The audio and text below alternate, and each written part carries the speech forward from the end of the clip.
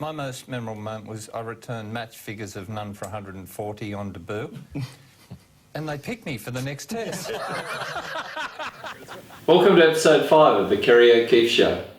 Thanks for your company. I'm loving these little YouTube shows. I do them with my son Daniel. He's the Steven Spielberg of cricket YouTube. It's a low budget production. We play scissor, paper, rock at the end to see who pays for the coffees. But look, I'm just back from the Sydney Test. Stunning victory to Australia. They swept Pakistan. You've got to dot the I's, cross the T's to beat Australia. And Pakistan have a history of being mercurial, of being very up or very down. They didn't dot the I's, they didn't dot the T's, they didn't go to the wire every day during the series, and they paid a heavy price. It will cost jobs. The two things that stood out from the final day were that 17,500 people came to the SCG because it was gold coin donation. It's a sign, Cricket Australia. If you want to get bums on seats, make it free. The players responded with an enthusiastic and committed display on the last day to get the win. More will come if you throw the gates open. That is the key to Test cricket. The broadcasting rights give you so much money, CA. Come on. People will come if you say it costs nothing. They'll come to anything, but particularly cricket. And the fact that Mickey Edwards, a homeless boy from Manly, who left his hat and his money in the hat to fill for Australia. No, just kidding. But he loves surfing, and he's got that, the big hair, the bleached hair. And the moment he entered as a 13th man field substitute, the crowd loved him. He actually could have been man of the match if he'd straw polled the crowd. It was another sign.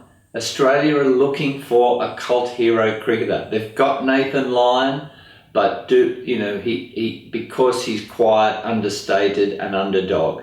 If somebody like Mickey Edwards came along with the hair, they would love him.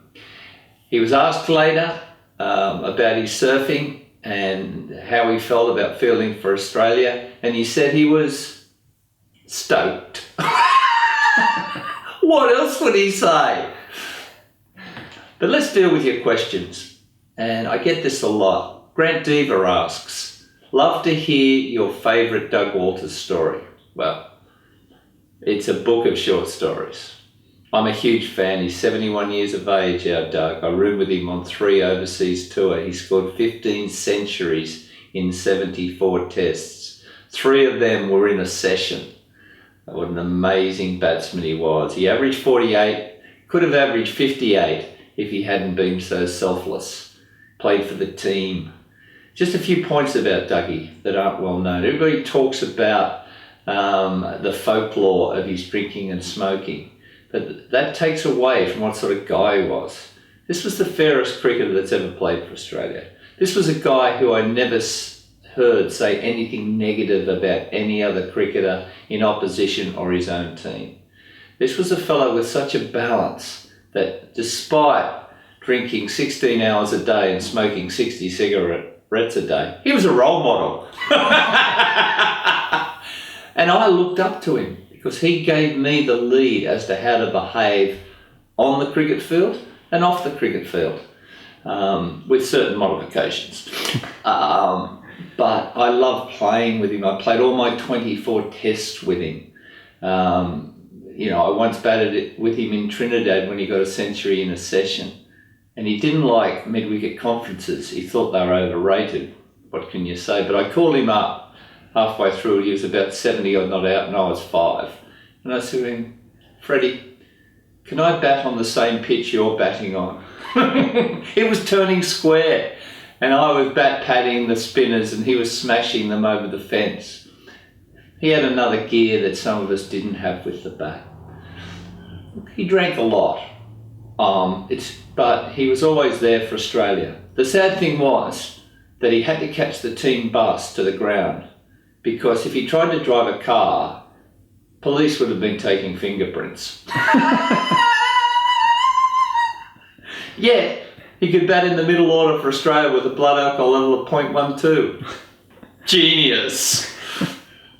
Never saw him smoke on the field, but I did see him one day at the SCG walk out to the picket fence just before the ground, take an almighty drag of his cigarette, throw it back, and be still exhaling when he got to the wicket. That took some doing. But I never saw him on the field do anything untoward. He was the fairest player. If somebody dived forward to take a catch and he was batting, he just looked for a nod from the fielder and went out. I don't think he'd have gone to the third umpire ever. He'd have just looked at what happened and walked off. He would have been a team's dream in the modern era. He'd have never formed a tee. Not that he had to, because when he played that helicopter shot or up periscope to the bouncer, normally hit the back of the bat, was caught. You wouldn't go upstairs for that. I haven't seen much of him in recent times. He lives at Carlingford, but that's good for my health. He had his 71st birthday recently. Happy birthday, Freddie. You are one of the game's icons. Nick Street writes, interested in your thoughts on Maxi and his potential value in the Test team. He's talking about Glenn Maxwell, of course, who always comes up in conversations. Very fine short form player, as we know, Glenn Maxwell, Victoria. Checkered career, in trouble occasionally for some, offhand remarks, but very gifted. Could he be a number 6 in a Test team and because he bowls handy off spin? No, because that off spin is not even handy. It's dross. Perhaps the worst action for a spinner in first class cricket in Australia. Maxi's action has fallen apart because of that drive to bowl dot balls in 2020 cricket. If you're going to have a Test number 6 who bowls handy off spin, he's got to get it above the eye line. He's got to get it above the eye line and make it dip. Travis Head may be a better option. He does that. And Glenn Maxwell too, as a batsman. I love watching him play. Everybody loves watching Maxi bat in short form. But that technique is absolutely geared to staying inside the line of the ball so you can swat over cover and point. Those techniques don't work in Test cricket. If you've got Jimmy Anderson steaming in at 4 for 40 on a green top, you don't want to be too far inside the ball. We've made that mistake. Cameron White is another who stays inside the ball so he can free his arms to slap it over the top of the offside. Chris Lynn stays inside the ball. It's David Hussey stayed inside the ball. Didn't get a Test match. Should have. That is the problem for these hitters that go all over the wagon wheel. They often find their best method to be able to free their arms is to stay inside the line of the ball. Glenn Maxwell's technique is now really forged. He averages 39 in first class cricket. It's not pick me in the Test team numbers, nor is his technique. I'm a big fan of The Big Show, but let's not get carried away with what works in T20. Often will be found wanting if it's technically not right for Test cricket under most conditions. The next Twitter question comes from Grossi, who asks, do you predict that the Dragons will get the wooden spoon in 2017? Well, I don't. I know we're $81 to win the competition, but we'll beat the Newcastle Knights. Why? Because everybody will beat the Newcastle Knights. But look, we're a chance. Okay. No more Mr. Nice Guy. We are the reverse of the Mighty Ducks. We are serial badass from now on. We've got Josh Dugan, we've got Russell Packer. Come on, let's fish from another pond. There are absolute sharks out there. Andrew Fafita. When's he off contract? Chris Sandow. Good if there's an all-in brawl. Which there will be. Todd Carney. Supervised urinal visits. Simply done.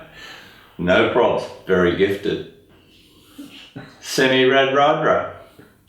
He can go to Fiji Monday to Friday as long as he's back for the match. Come on, tell us it hasn't got merit. The head coach will be called Top Screw. Players will complain about the food, and weekend games will be known as visits. Come on, Saints. Come on, Peter Doust. We're heading for the top. The mighty birds.